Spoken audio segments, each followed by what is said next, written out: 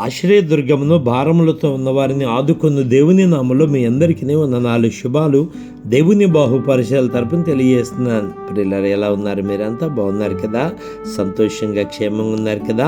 August నెల 13వ తారీఖు గురువారం దినమున ప్రభు మనల్ని ప్రేమించి మనకు అనుగ్రహిస్తున్న అనుదిన ఆహారము పరిశుద్ధ గ్రంథములో నుండి కీర్తన గ్రంథము 55వ కీర్తన 22వ వచనం.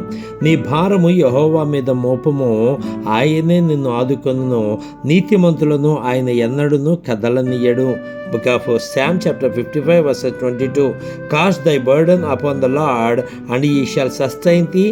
He shall never suffer the righteous to be moved. Amen. భక్తుడైన దావీదు తను కలిగిన భారములలో దేవునికి మొరపెట్టినప్పుడు విడుదల పొందగా మనతో చెప్తాడేమని, నీ భారం యెహోవా మీద మోపము, ఆయనే నిన్ను ఆదుకును, నీతిమంతులు ఆయన అందరూ కదలనేడు అంటున్నాడు. కాబట్టి నీ భారాలు ఆయన మీద మోపండి, ప్రభువే మిమ్మల్ని ఆదుకున్నది గాక. ఆమేన్. షలోమ్.